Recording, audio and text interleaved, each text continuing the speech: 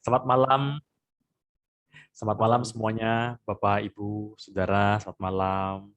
Salam kenal ya. Ya, saya senang sekali hari ini saya terima kasih banget sama Bung Miki, nah, panggilan kita Bung Miki. Nah, dulu sudah lama kenal, tahun berapa ya? Udah cukup lama kita kenal dan lama nggak ketemu, ya kan? Kemudian ada pandemi dan ternyata Bung Miki bikin acara seperti ini. Dan saya bersyukur terima kasih diberikan kesempatan sama Bung Miki untuk boleh berbagi sharing-sharing kepada Bapak Ibu Saudara tempat ini. Nah, saya berharap apa yang saya sharingkan hari ini benar-benar membawa manfaat buat kita semua. Nah, nanti saya akan coba paparkan sedikit materi. Terus nanti ada sesi tanya jawab. Saya harapkan kita bisa interaksi lebih banyak karena makin banyak pertanyaannya itu makin seru ya gitu ya. Nah, yang enaknya dari era pandemi seperti ini, orang bilang blessing in disguise ya. Jadi kita bisa bikin sebuah event seperti ini belajar bareng-bareng yang pesertanya dari macam-macam. Karena saya pernah gitu, saya bicara di sini, pesertanya ada dari Amerika, ada yang dari Singapura, ada yang dari Australia gitu ya.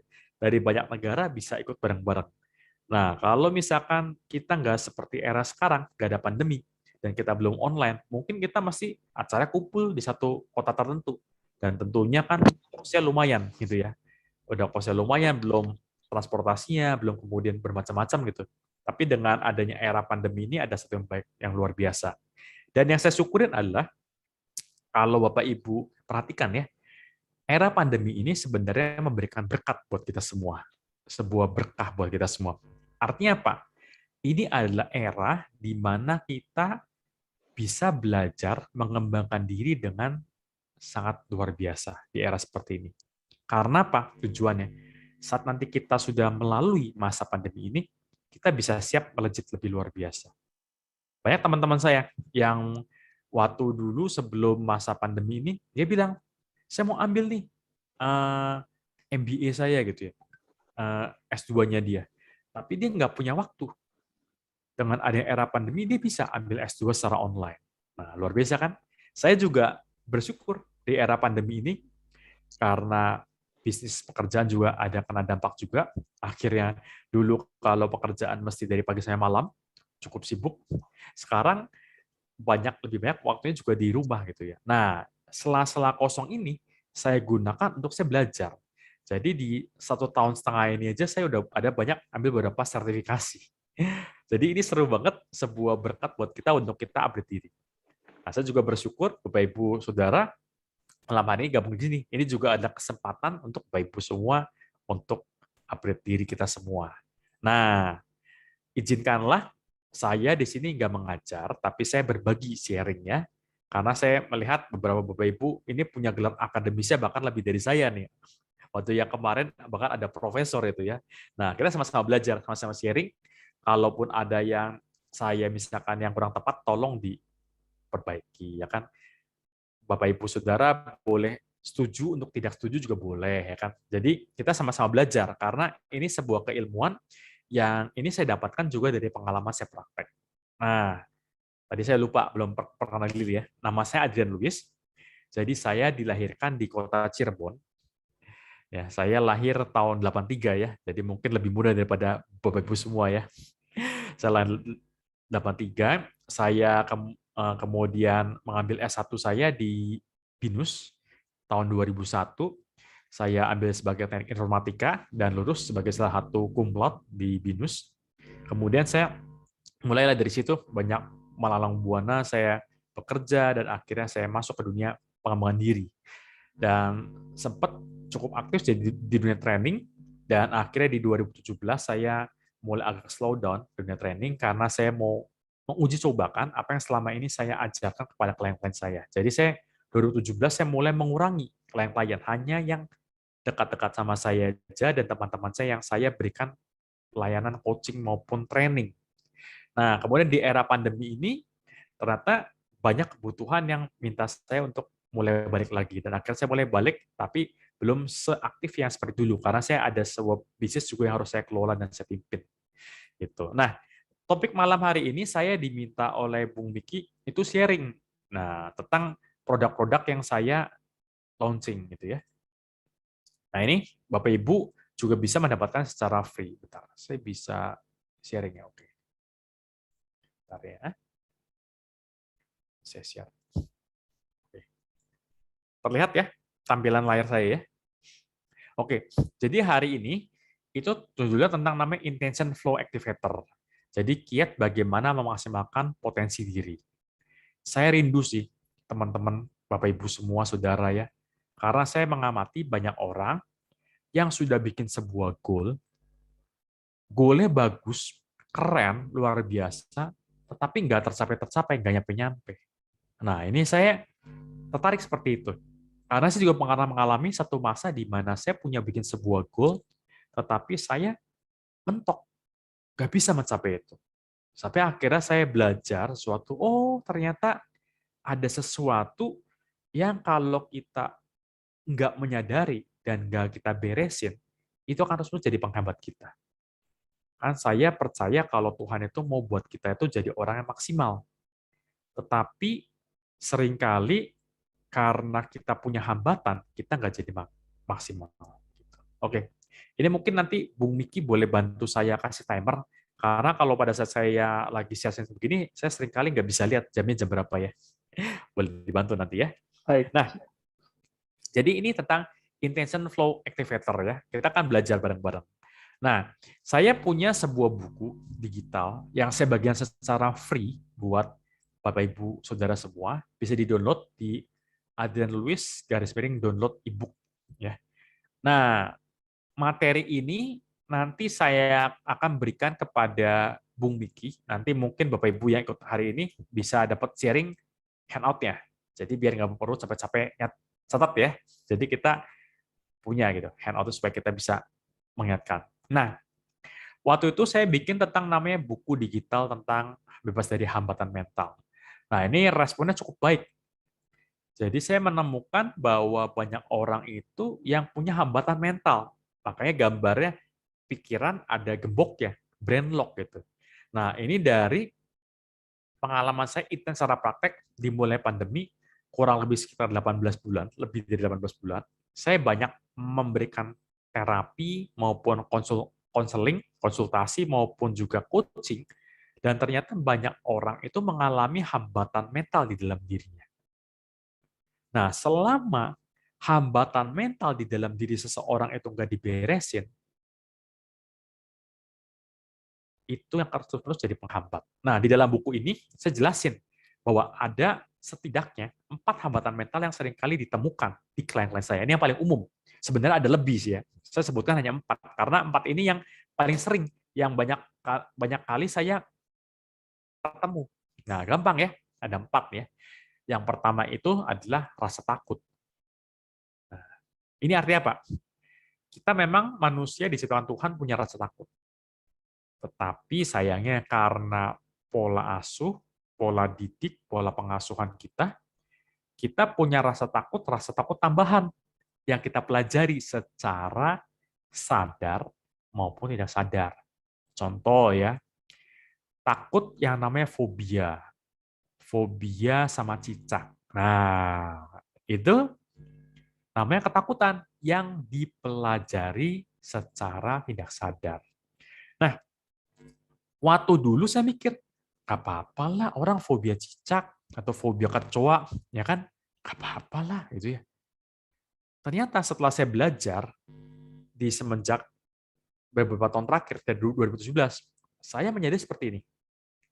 Kita kan menggunakan otak yang sama, Bapak Ibu Saudara ya, untuk kita belajar, untuk kita bekerja, melakukan bisnis, untuk kita meeting, untuk kita apapun lakukan gitu. Nah, tentu saja otak yang sama ini kalau kena namanya sebuah virus kayak tadi namanya fobia. Nah, dulu kita pikir gak apa-apa ini.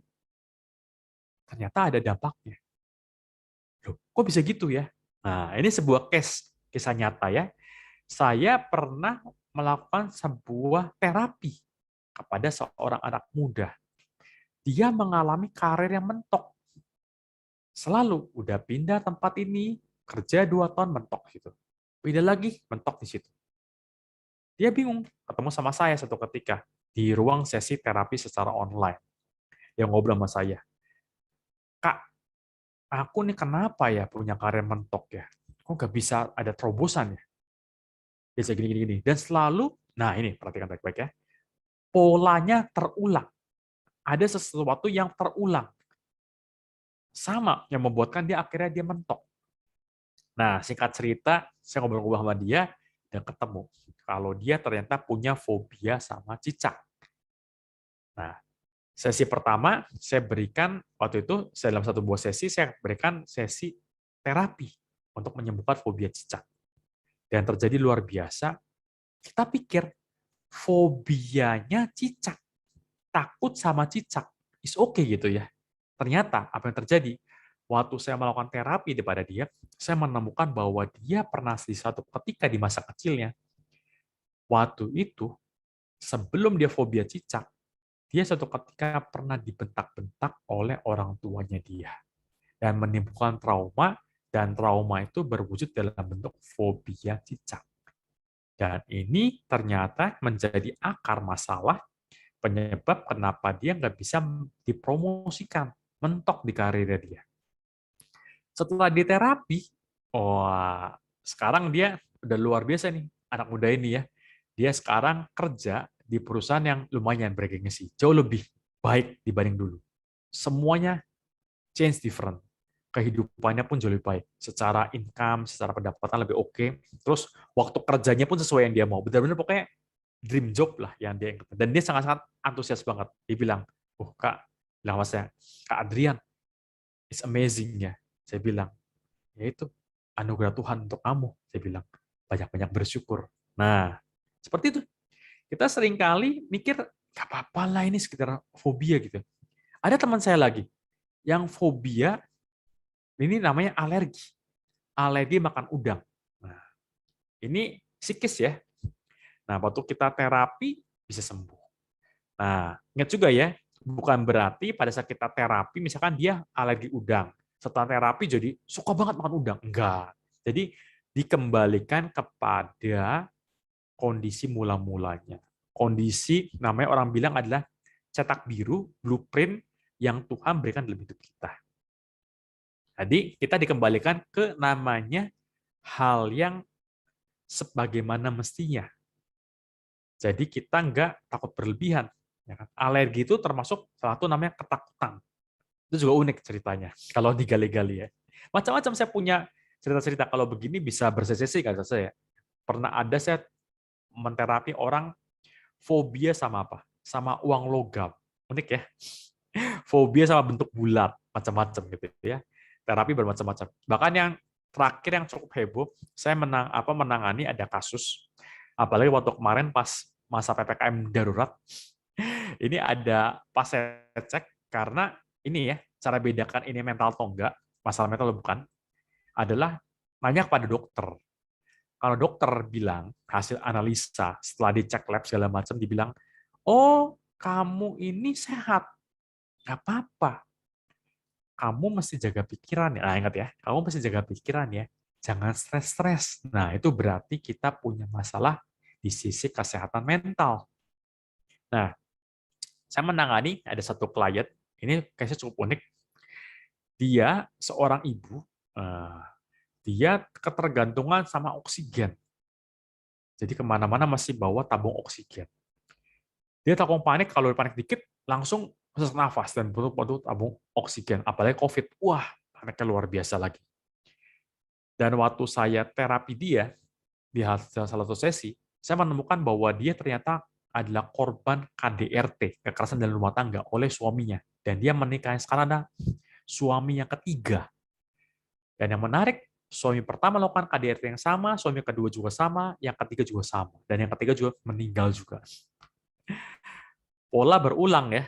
Nah, ternyata penyebabnya dia sesak nafas itu karena perasaan dilukai. Akhirnya waktu itu dia melepaskan masalahnya itu, dan dia sampai sekarang hari ini, saya masukkan kabar dia, bilang, wah Pak, kebetulan dia Muslim ya, alhamdulillah Pak, sekarang saya udah nggak tergantung lagi sama oksigen. Terus sekarang saya bisa tidur dengan nyenyak banget. Dulunya susah Pak mau tidur Pak. Sekarang bisa tidur dengan plong enak. Wow, saya bilang itu nggak ternilai sih bilang deh. Jadi seperti itu. Kita pertama yang tadi adalah namanya rasa takut. Nah, ini hambatan mental ya. Yang kedua adalah namanya perasaan malu. Nah, banyak kan ketemu nih ya orang-orang nih, teman-teman saya nih, saya banyak melakukan coaching pada mereka. Lulusan S2, kampusnya bergengsi, tapi merasa malu menawarkan dirinya dia, promosikan. Akhirnya sedih juga. Dia harusnya dibayar itu lebih baik, tapi karena merasa malu, merasa nggak layak, akhirnya hidupnya merana. Kadang juga sedih. Nah, ini juga terjangkit ya perasaan malu. Takut, malu. Kemudian berikutnya lagi adalah rasa malas. Nah, ini juga. Kalau kita sering gamut lakukan sesuatu, mut-mutan, malas gitu ya. Ini juga bahaya nih. Jadi hambatan mental juga. Jadi takut, malas, malu ya kan. Ini bisa jadi penghalang-penghalang terbesar. Nah, saya di buku ini, nanti silakan Bapak Ibu download, itu saya sedikit banyak jabarkan. Dan saya akan berikan juga bagaimana cara teknik untuk kita melepaskan hambatan mental ya. Kalau sederhana itu bisa, tapi kalau case yang berat ya tentunya kita perlu namanya sesi terapi secara khusus karena kita perlu menggali akar masalahnya ada di mana ya. Nah, jadi itu waktu sekitar 1-2 bulan yang lalu saya bahas tentang namanya bebas dari hambatan mental. Nah, setelah dari sini terus kan banyak nih, saya kan banyak memberikan sharing seperti ini, ya kan di beberapa tempat gitu ya. Sebagian secara free karena memang saya ternyata memang berbagi gitu ya, berbagi free, terus juga pengen menolong teman-teman dari masyarakat Indonesia supaya bebas dari hambatan mental. Kemudian orang nanya, banyak yang nanya, habis ini next-nya apa ya? Terus banyak yang bilang, tolong dong dibikin sebuah produk program self coaching karena saya menyadari nggak semua orang punya waktu dan punya biaya budget untuk coaching karena cukup mahal, ya kan? Terus bilang bisa nggak ya ada program self coaching mandiri yang kira-kira kita bisa ikutin, ya kan? Dan saya cukup bergumul nih, Bapak Ibu ya, saudara ya. Asalnya saya mau menggratiskan program ini. Kemudian saya banyak ngobrol dengan guru-guru saya, mentor-mentor saya. Dan dia bilang, sebelum program ini di-launching, kita tes ke beberapa orang. Saya kirim ke beberapa orang. Orang ini saya berikan secara free, ya kan? Dan ternyata apa? Sedih karena kita kasih secara free, akhirnya ya udah, dia udah punya, dapat, nggak dikerjakan tugasnya. Nah, jadi akhirnya guru saya bilang ini, mendingan dicas, tapi dicasnya yang ideal, yang kira-kira terjangkau, yang bisa kita terjangkau supaya orang karena ada bayar akhirnya kan ikut mau nggak mau mengerjakan. Nah, kecuali kalau Bapak Ibu benar-benar membutuhkan sekali dan Bapak Ibu benar-benar susah banget secara finansial, saya akan kasih Bapak Ibu secara free, ya kan? Yang Bapak Ibu mesti jujur ya kan, karena ini bukan sama saya, ya kan semua balik lagi kepada Tuhan ya. Jadi saya pun yang saya dapatkan dari hasil penjualan ini pun saya buat tolong orang-orang yang lain juga. Jadi kita semua sama-sama saling berbagi. Jadi ada biaya sini untuk seperti ini yang produk yang nanti saya jelasin ini itu tujuannya adalah supaya Pak, supaya kita punya komitmen sih ya. Sama kayak kita sekolah gitu. Kita sekolah kalau kita bayar kan kita akan lebih serius gitu ya. Tujuannya seperti itu. Nah, produk terbaru saya ini judulnya ada Intention Flow Activator. Nah, ini ada sebuah kit untuk kita memaksimalkan potensi diri. Nah, kita mulai dari seperti ini. Ini adalah program coaching, self coaching. Saya belajar coaching ini cukup panjang, bertahun-tahun. Dari mulai tahun 2010 saya belajar tentang coaching. Dari banyak guru, banyak ini, dan saya investasi udah lumayan duitnya saya belajar seperti ini. Gak murah Bapak Ibu, Saudara ya. Saya belajar sampai satu ketika saya menemukan bahwa coaching ini secara sederhana itu seperti ini. Jadi coaching itu ada namanya KS, kondisi saat ini, sama ada namanya KD, kondisi yang dituju.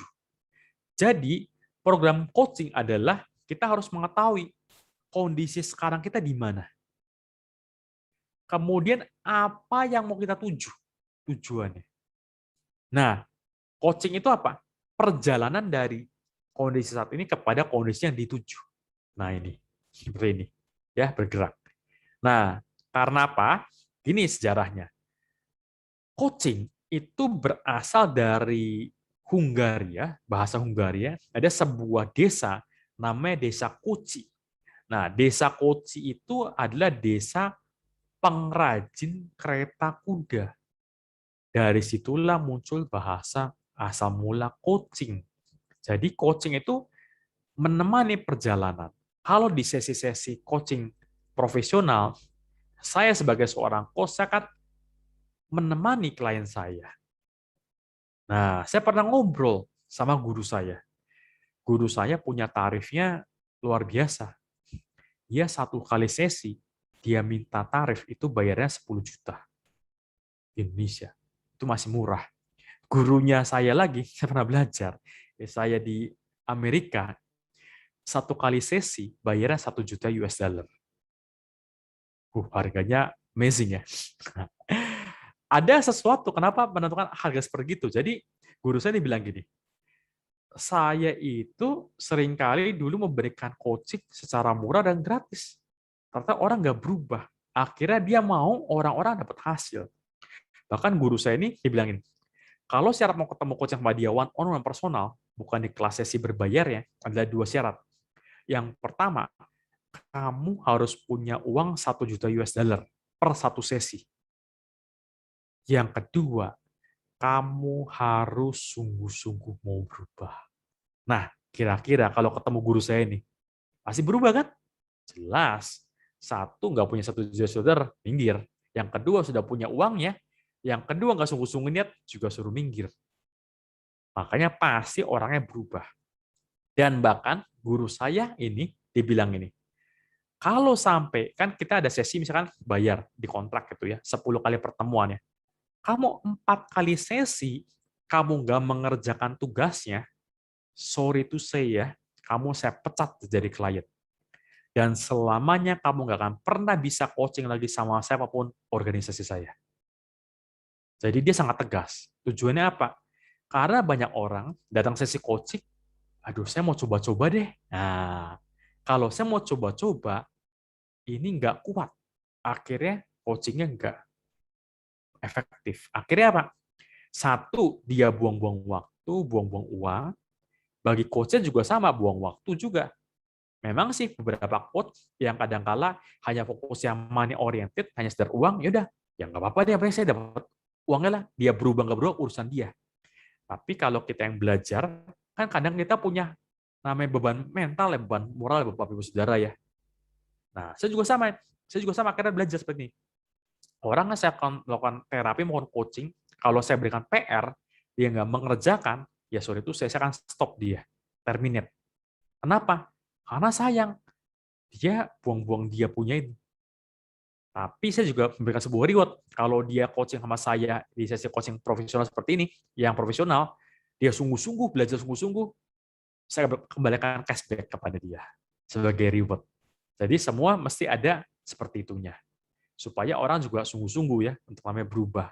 Karena kebahagiaan tersendiri bagi saya sebagai seorang coach adalah kalau lihat klien saya adalah perubahan. Karena apa? Kita kan alat yang Tuhan. Kita dipakai Tuhan untuk kita memberkati orang supaya orang lebih baik, mencapai potensi maksimalnya. Nah, ini namanya coaching. Sampai saat ini semua jelas ya. Kondisi saat ini kepada kondisi yang dituju. Nah, coaching ini cukup populer. Saya pertama kali belajar coaching, ini waktu pertama itu adalah saya ambil program coaching dari SMI. SMI itu dari Success Motivation Institute, yang sekarang berubah jadi Success Motivation International. Namanya adalah, pemiliknya adalah Paul G. Meyer. Nah, ini saya ada bukunya nih. Sebentar ya, saya tunjukin ya. Nah, ini ada bukunya, Paul G. Meyer. Jadi ini adalah pertama kali saya ambil program coaching. Nah, ini Paul G. Meyer. Wajahnya seperti ini. Ini sayang modulnya semua bahasa Inggris, nggak ada bahasa Indonesianya, dan pernah beberapa bukunya diterjemahkan ke Indonesia. Nah, ini Paul G. Meyer. Ya. Mungkin banyak orang nggak kenal, siapa ya Paul G. Meyer? Tapi pasti semua orang kenal sama murid-muridnya. Kalau teman-teman Bapak Ibu Saudara yang sedang belajar, pernah dengar dong namanya John C. Maxwell, Bapak Kepemimpinan. Beliau itu di-coach langsung oleh Pak Paul G. Meyer. Jadi waktu dia kan ikut sekolah seminar ya, STT kalau sekarang dibilang ya. Dia waktu STT itu dia bingung, ketemu Paul G. Meyer. Saya ke depan ini mau apa ya? Saya nggak ngerti mau seperti apa. Akhirnya dibimbing melalui sesi coaching, dan akhirnya ditemukan bahwa dia panggilannya ada menjadi seorang leadership. Dan akhirnya menjadi seorang pakar leadership di dunia. Nah, buat teman-teman Bapak Ibu Saudara yang Kristiani, mungkin ada yang pernah tahu namanya ini, John Edmund Haggai. Nah, fotonya seperti ini. Nah, ini beberapa hamba-hamba Tuhan, para pendeta yang senior berkesempatan diundang di Haggai Institute, belajar kepemimpinan di Hawaii. Itu sekitar 1 bulan ya, di Hawaii. Nah, John Edmund Haggai juga adalah murid dari Paul G. Meyer. Jadi orang ini orang luar biasa. Dianya sendiri nggak terkenal, tapi murid-muridnya sangat dikenal semua. Untuk Bapak Saudara yang pernah dengar sebuah perusahaan multi level atau network marketing namanya Amway. Nah, Amway juga Rich DeVos itu juga di-coaching oleh Paul G. Meyer ini. Dan banyak sekali ada atlet segala macam yang di-coaching oleh Paul G. Meyer. Dan Paul G. Meyer saya belajar dari sejarah hidupnya dia luar biasa. Dia punya sebuah cerita bahwa Pak, waktu dia meninggal, dia tidak akan mewariskan satu peser pun, $1 pun kepada anak-anak dia. Dia bilang apa? Anak-anaknya dia akan berikan edukasi yang terbaik, dan dia ditemukan bagaimana potensi maksimalnya. Setelah itu dia silakan. Gak harus menjadi sama seperti dia. Jadi bilang apa? Paul G. Meyer mengawali karirnya sebagai seorang agen asuransi. Kemudian dia karena senang pengembangan diri, dia punya guru-guru juga di masanya dia. Ada Napoleon Hill, ya kan, dan segala macamnya. Dia belajar dari mereka ini. Kemudian dia terjun ke dalam dunia coaching salah satunya. Dan dia punya bisnis yang lain. Dan waktu dia meninggal, warisannya 50% diberikan kepada istrinya, dan 50% semua disumbangkan untuk amal. Dan anak-anak satu pun tidak ada yang memegang menjadi pemimpin dalam pada bisnis yang dia punya. Semua punya bisnisnya masing-masing, sesuai yang dia inginkan. Luar biasa. Jadi, dari Paul G. Meyer saya belajar tentang banyak life value. Nah ini, kalau beberapa coach Paul G. Meyer, SMA pasti punya buku ini. Nah ini buku histori sejarah. Orangnya sudah meninggal, ini kenang-kenangan waktu saya menjadi seorang coach dari beliau ya. Nah, ini pertama kali saya belajar namanya di dunia coaching. Nah, kemudian dari situ saya belajar bermacam-macam teknik coaching lagi, dan yang paling mengubahkan saya berikutnya adalah saya belajar dari namanya salah satu gurunya, saya nggak belajar langsung, dari muridnya, namanya adalah Marilyn Atkinson. Nah, Marilyn Atkinson itu adalah juga murid. Kalau Bapak Ibu Saudara yang mungkin psikolog pernah dengar salah satu namanya dunia hipnoterapis, ada namanya Milton Erickson. Nah, Milton Erickson itu di akhir-akhir hidupnya dia mengajarkan coaching, nggak hanya terapi. Makanya dia punya Ericksonian coach ya.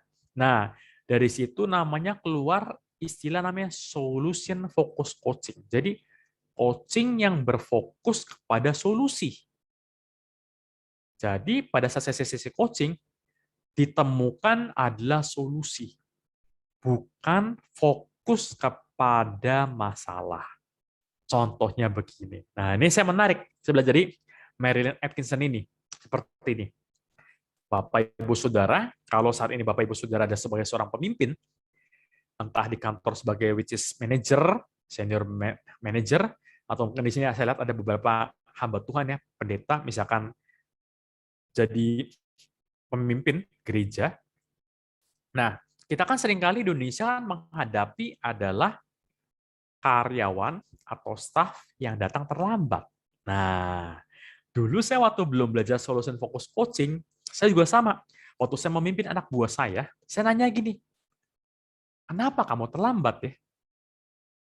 Nah, tahukah Bapak Ibu Saudara, pertanyaan mengapa itu menurut Merrill Atkinson itu pasti menimbulkan jawaban adalah satu, mencari alasan, dua, mencari hal yang bisa disalahkan, tiga, mencari pembenaran.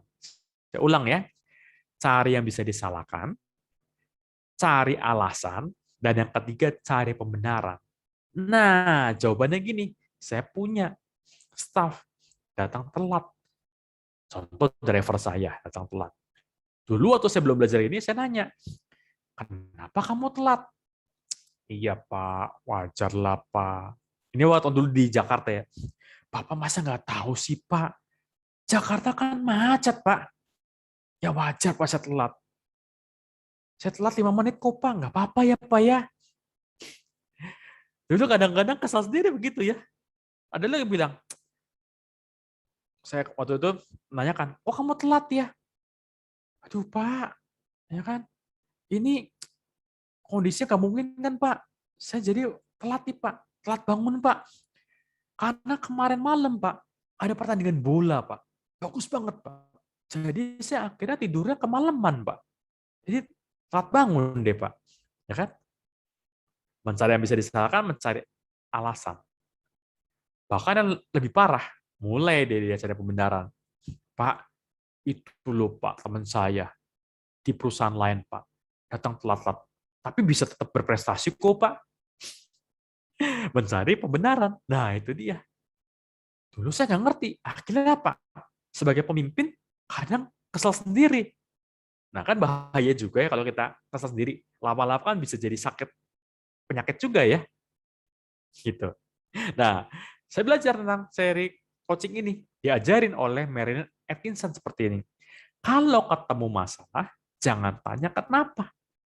Bagi Marilyn Atkinson, itu perangan haram. Kenapa kamu punya masalah ini? Tapi dirubah. Contoh ya, kan dia telat, misalkan kita punya staff ya, kita punya tim telat. Jangan nanya kenapa kamu telat. Kita tanya, bagaimana caranya? Nah, supaya kamu mulai besok datang 5 menit lebih awal dari jam masuk kita. Nah, langsung deh ketemu dia idenya. 1, 2, 3, 4. Oke, kita follow up di situ. Dan ini sangat-sangat powerful. Orang-orang itu akhirnya dia datangnya on time. Lebih awal. Gitu. Sama juga, kalau Bapak Ibu Saudara di sini punya sebagai seorang pemimpin, kan kadang kita kan pengen nih ya, kita punya tim yang senang belajar, upgrade diri, baca buku. Kalau saya punya staff, saya membekali mereka untuk saya suruh mereka baca buku. Ada beberapa buku yang mereka wajib baca. Kenapa? Karena kalau mereka hari ini sebagai staff saya, itu adalah tanggung jawab saya. Berarti saya juga wajib mengembangkan dia. Jangan sampai setelah dia nggak sama saya lagi, dia merasa, ya kayak saya kerja sama Bapak, habis waktu doang ya. Gaji sih digaji, tapi saya nggak bertumbuh. Nah, sedih. Apalagi saya sebagai seorang coach.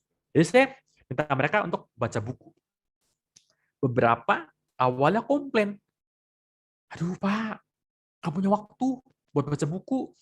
Udah kerja, udah capek. Capek baca buku. Nah, dulu atau awal saya nggak ngerti. Setelah baca coaching ini saya nanya, gimana caranya ya supaya kamu menyukai baca buku? Minimal deh, 1 hari baca 1 halaman. Apa cara terenaknya? Apa cara ternikmat? Apa yang buat kamu jadi semangat? Akhirnya ketemu banyak ide-ide dan solusi. Jadi pelajarannya di sini, insight-nya Bapak Ibu Saudara, pertanyaan kita menentukan jawaban. Pertanyaan yang benar menghasilkan jawaban yang benar. Pertanyaan yang salah menghasilkan jawaban yang salah. Tetapi tidak semua pertanyaan adalah coaching. Contoh, kalau dari sini ke sana gimana ya? Nah, itu kan belum tentu coaching ya. Tapi coaching adalah untuk membuka potensi dirinya. Oke ya? Nah, ini sekilas tentang namanya coaching. Kalau saya tentang coaching ini bisa antusias panjang lebar bersesi-sesi, gitu ya. Nah, saya lebih belajar lagi. Kalau orang bilang namanya sebuah goal, itu kan berat, hal yang besar. Kadang saya ketemu juga sih orang, apa tujuan hidupmu? Gak tahu, Pak. Nah, apa goal kamu? Gak tahu, Pak. Dan saya coba turunkan, sederhanakan menjadi namanya kata intention. Kata in-nya saya kasih warna beda. Artinya dalam, di dalam. Intention itu adalah niat. Jadi, sebelum kita membangun sebuah goal, kita perlu bangun namanya sebuah niat. Ini yang begitu sederhana. Kan konon katanya orang pernah bilang ini ya, kalau ada ayam mau melompati pagar, apanya dulu yang perlu ada? Dia bilang, oh iya, perlu lompat dulu, semangat dulu, segala macam. Ternyata paling penting adalah punya niat dulu. Nah, jadi segala sesuatu dimulai dari niat. Jadi, sebuah program coaching self-coaching ini ada untuk membangun kita punya niat. Kalau kita punya niat yang kuat, sungguh-sungguh, 100%, clear, jernih, ya kan, bersih, dan kita bisa tahu kita punya niat sungguh-sungguh, pasti sedikit atau lambat kita akan bisa mencapai tujuannya kita. Saya menyimpulkan dari pengalaman saya beberapa tahun terakhir ini memberikan sesi coaching, saya menemukan kalau orang secara intensinya nggak tinggi, pasti nggak berhasil. Kalau punya niat yang kuat juga dengan namanya komitmen. Mau suka, mau duka, mau enak, nggak enak, nyaman, nggak nyaman, akan dijalankan. Itu orang-orang berhasil. Semua orang-orang juara itu pasti punya intensi yang sangat kuat. Akhirnya, orang-orang juara ini adalah dia punya komitmen yang sangat luar biasa. Contoh, para atlet itu intensinya luar biasa. Dia pasti latihan. Nggak hanya mau pada saat misalkan SEA Games seperti sekarang kemarin ya, baru berlatih di pelatnas. Enggak. Dia setiap hari pasti berlatih. Disiplin. Saya menyadari orang-orang disiplin ini adalah orang-orang yang akhirnya punya hal yang luar biasa. Nah, di bagian intention ini pula, kita perlu menyadari, ini terkait dengan namanya buku yang saya berikan secara free tadi ya.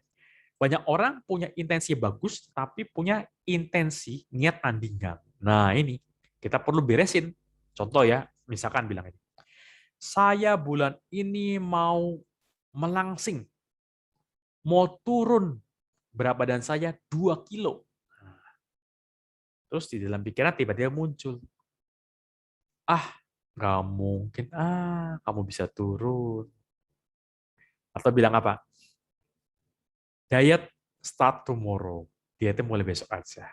Terus tiba-tiba ada teman yang ngajakin, kita udah lama nih nggak ketemuan. Ini apalagi sekarang kayaknya PPKM udah mulai reda ya, COVID udah mulai melandai. Yuk kita ketemuan yuk, hangout yuk. Tuh ada tuh kebetulan tuh dekat tempat kita. Ada tempat makan yang lagi hits ya. Kita ke sana yuk, kita makan. Nah, mulai deh lupa dietnya. Nah, itu juga kenapa? Karena niatnya nggak kuat. Di dalamnya ada niat tandingan. Selama kita nggak bisa beresin itu, akhirnya saya percaya impian tinggallah impian dan angan-angan.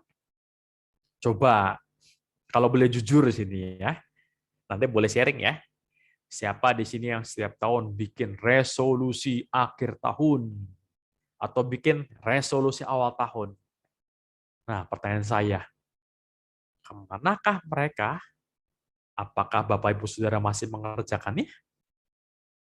Saya punya survei di klien-klien saya yang sebelum saya coaching.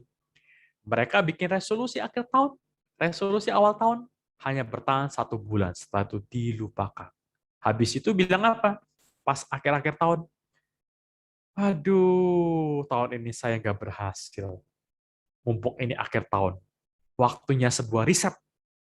Riset buat saya tahun depan lebih semangat lagi. Dan dia tahun depannya juga sama lagi seperti itu. Kenapa? Karena tidak punya niat yang kuat.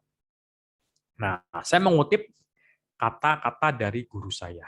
Dibilang begini, wajar Adrian kalau kamu punya klien seperti itu. Kenapa? Karena inilah kebenarannya. Manusia adalah makhluk yang paling mudah memberikan toleransi kepada dirinya sendiri. Saya ulang ya, kata-kata guru saya yang ini. Manusia adalah makhluk yang paling mudah memberikan toleransi kepada diri sendiri. Ya nggak apa-apa lah, nggak capek, masih ada besok. Nah, kalau begitu akhirnya dia nggak pernah mencapai apa-apa. Perhatikan, Bapak Ibu Saudara, kalau Anda saat ini terlalu sering memberikan toleransi pada diri Anda sendiri, Anda akan bergerak di akhirnya nggak mencapai apa-apa. Nanti pada saat Anda nanti bertemu dengan Sang Pencipta, ditanya, apakah kamu sudah mengerjakan misi yang aku berikan pada hidupmu di dunia? Maaf, saya belum. Bukankah itu kita akan sangat sedih dan kecewa. Itu banyak sekali Bapak Ibu Saudara. Tapi jadikan hidup sekali kita ini menjadi luar biasa. Dimulai dari namanya intention. Membangun kita punya niat. Bagian yang kedua, yaitu namanya flow. Nah, flow, ini saya belajar dari seorang dokter, profesor, namanya Mihaly Csikszentmihalyi. Susah bacanya. Mihaly Csikszentmihalyi. Dia seorang psikolog. Dan dia baru saja meninggal kemarin, tanggal 20 Oktober ini, karena udah berumurnya meninggal. Dia punya sebuah karya yang luar biasa. Ini saya belajar. Namanya Flow. Nah, dia mengatakan seperti ini. Ini saya pointernya kelihatan ya. Nah, jadi dia bilang ini, manusia dibagi dua. Ada namanya skill, kemampuan, dan ada yang namanya challenge. Nah, kalau kita punya skill-nya rendah, kemudian tantangan hidup rendah, jangan heran Bapak Ibu, kalau Bapak Ibu Saudara jadi orang-orang apatis, gampang negatif, hidup susah, semuanya penuh penderitaan, masa depan suram. Ini adalah orang-orang apatis. Dan segala sesuatu adalah negatif. Kalau Bapak Ibu punya skill yang tinggi, tetapi challenge-nya kecil, nggak ada tantangan hidupnya, pasti gampang bosan. Aduh, ini doang ya ternyata ya, bosan gitu. Akhirnya kita jadi orang-orang yang gampang bosan. Ya. Kalau kita skill-nya rendah, tantangan hidup kita tinggi, challenge-nya tinggi, pasti kita jadi orang-orang yang stres. Nah, ini saya sering temuin nih di sesi-sesi saya terapi nih. Orang stres ya kan. Ternyata apa? Karena skill-nya rendah. Akhirnya saya coba ajarin dia bagaimana cara dia mengelola emosinya. Kemudian saya minta dia masuk setelah beres ke program coaching untuk dia upgrade dirinya. Nah, yang bagus apa? Kalau Bapak Ibu Saudara seperti ini. Skill-nya tinggi, challenge-nya tinggi. Namanya flow. Kita hidupnya bergairah, hidupnya penuh dengan sukacita, semangat, dan setiap kita bangun pagi, yes, hari ini ada sesuatu yang mau saya kerjakan, yang mau saya selesaikan. Saya berharap Bapak Ibu semua di sini, kita semua bisa berada di level flow. Ini adalah orang yang dibilang apa? Life to the fullest. Kita mencapai potensi puncak kita, meraih peak performance kita. Skill kita tinggi, tantangan kita tinggi, dan kita bisa perform. Dunia ini butuh banyak orang-orang yang bisa berada di flow ini. Nah, program coaching saya ini, jadi saya di sini nggak menjual pada Bapak Ibu semua, saya berharap kita masuk dalam zona flow. Punya skill tinggi, kalau kita nggak punya skillnya, belajar. Ayo belajar. Mumpung lagi era pandemi, tinggal buka YouTube, segala macam, banyak ilmu yang tersebar secara gratis, free. Kita bisa belajar. Sehingga pada saat ada tantangan tinggi, kita bisa berada di atasnya. Ibaratnya apa? Jangan pernah kita mengeluh akan ombak yang ada pada hidup kita. Kita nggak bisa men-stop ombak. tapi belajar kita berselancar di atas ombak. Ini namanya flow, ya. Punya kemampuannya, punya kompetensinya, ada tantangan, kita bisa berselancar di atas ombak. Ini namanya flow, ya. Yang ketiga, terakhir adalah, ini yang penting adalah kita tahu bagaimana cara namanya mengaktifasinya, membuatnya jadi aktif. Nah, ini tahapan terakhir. Nah, tentunya ini perlu namanya program coaching, maupun self mandiri, secara mandiri maupun secara profesional. Untuk kita mengaktifasi, kita perlu seperti ini. Cara Bapak Ibu semua, mulailah semua dari niat, kemudian supaya kita jadi flow, dan kita mengaktifkan yang ada dalam diri kita. Saya percaya Tuhan menciptakan kita itu bukan asal-asalan. Kita semua punya sebuah tujuan, punya sebuah hal yang istimewa. Dan kita itu bukan produk massal, bukan produk pabrik yang umum massal, enggak. Punya hal yang istimewa. Jangan kita menilai diri kita rendah. Kita punya hal yang luar biasa. Ya. Dan saya tutup, kalau Bapak Ibu tertarik, ini nggak wajib beli, saya juga nggak berjualan di sini, Bapak Ibu bisa kunjungi sini, s.id/intention flow activator. Setiap katanya huruf besar ya. Atau bisa ke web saya adanlus.com, nanti ada di bagian shop, di menu shop juga di situ ada. Ya. Begitu saja dengan saya, semoga ini bermanfaat dan mencerahkan buat kita semua. Saya kembalikan kepada Bung Miki ya.